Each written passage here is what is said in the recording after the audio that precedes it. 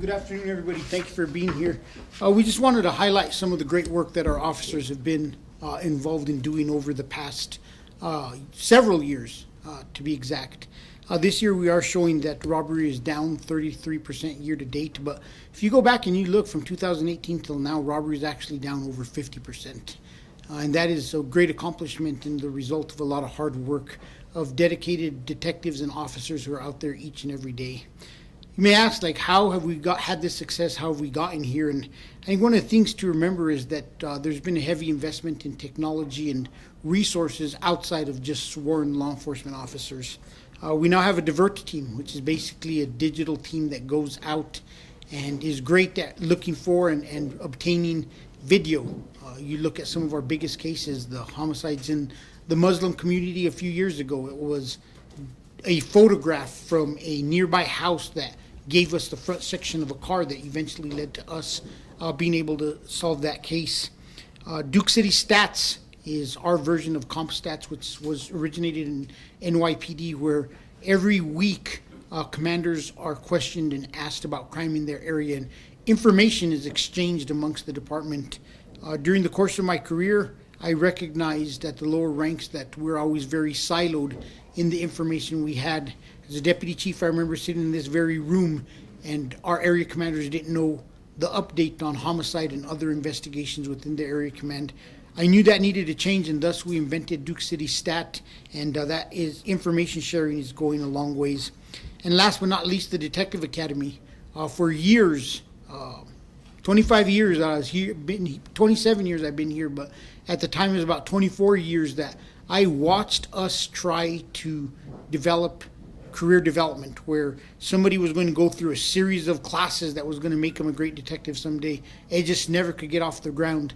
When I became chief in 2020, Deputy Chief Barker and some people from Violent Crimes were asked to develop the Detective Academy, and it was a quick rip the Band-Aid off 3-week training. It started with 2, it's now 3 weeks. I think we're into our 6th or 7th Detective Academy. Will be graduating tomorrow, and every single officer that I speak to says the training was a game changer. So we've also moved robbery to different divisions. We've reshifted some of our people so that they're working with more similar units that may be chasing the same offender, so we have better identification of repeat offenders, and we have a better collaboration and information sharing. I also want to mention Crime Stoppers. We were at a Crime Stoppers luncheon yesterday. Crime Stoppers is a big part of how we solve a lot of these robbery cases when we get information out to the community. I want to remind the public that we did have an off-duty officer lose their life. And I want to thank everybody in the Crime Stoppers organization for their help in raising the reward for information leading to the arrest of the individual responsible for our officer's death to $13,000. Somebody saw that. There's somebody in the community who could really take advantage of $13,000 by turning in the person who did this.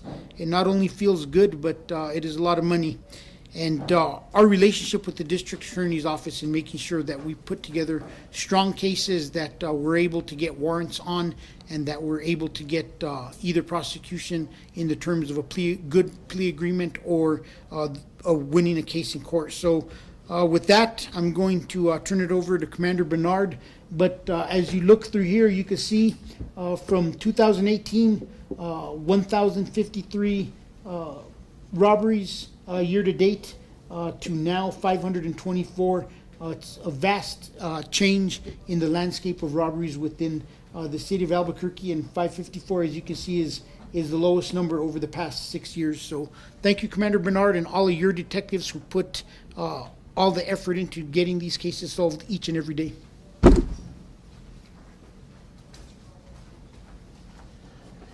Good afternoon, everyone. I'm Commander Jeff Barnard of the Investigative Services Division. So just to give you guys a little bit of a further breakdown, commercial robberies down 51% for the year. So that would be to our businesses. Individual robberies are down 15%. Carjackings are down 5%.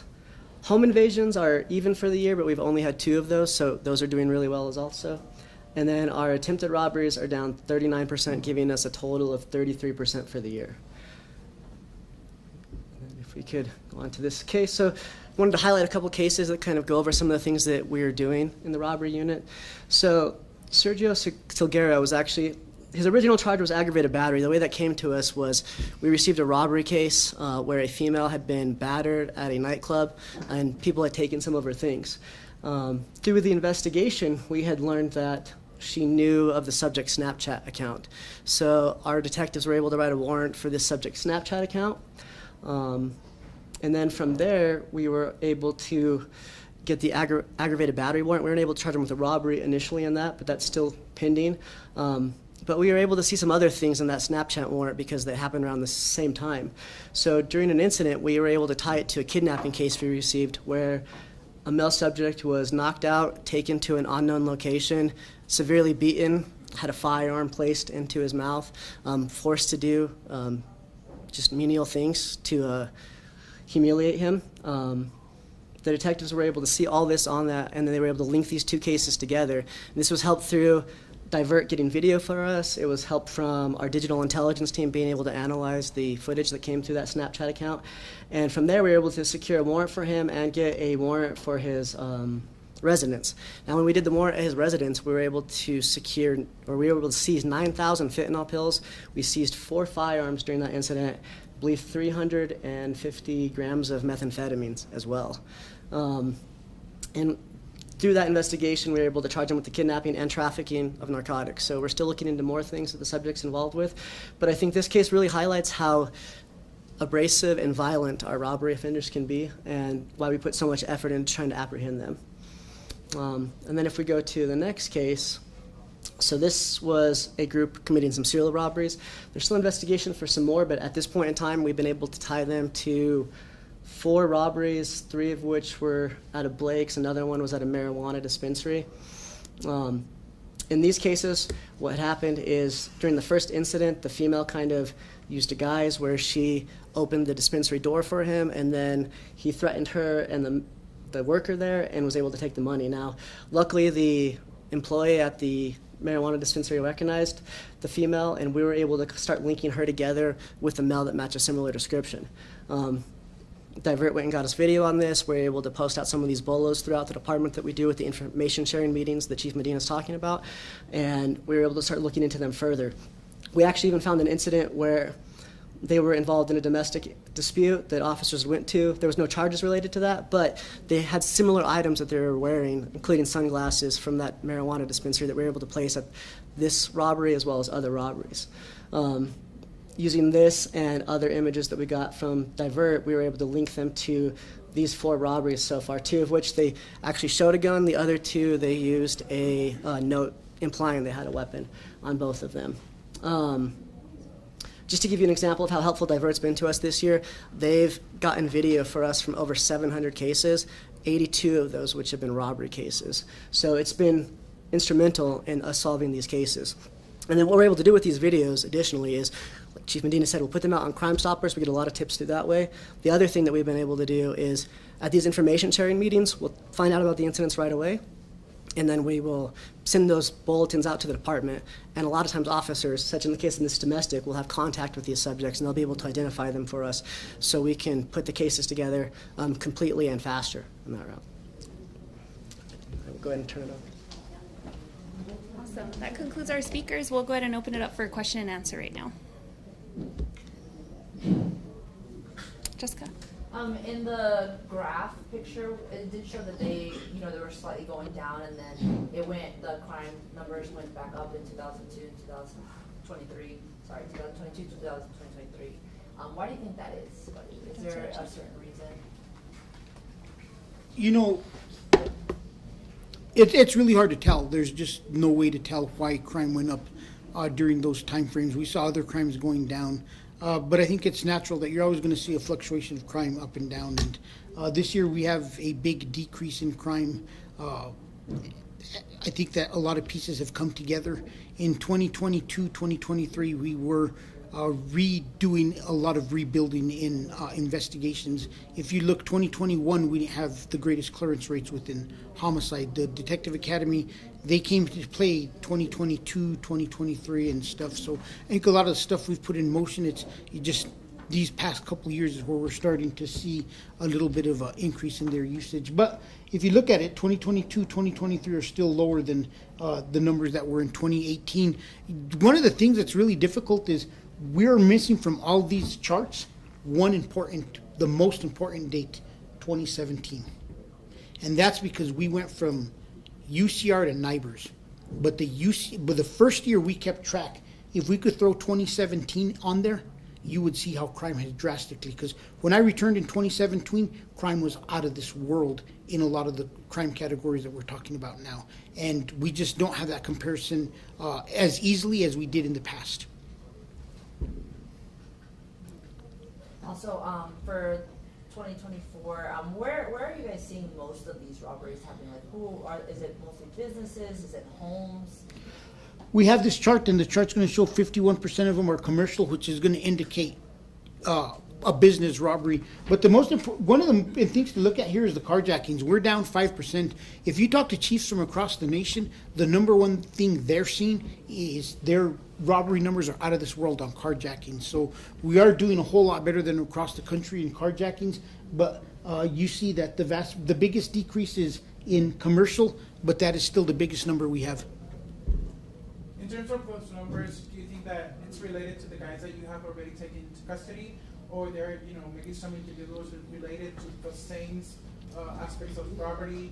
How do you figure that out? I think that one of the successes we're having is we get people into custody faster.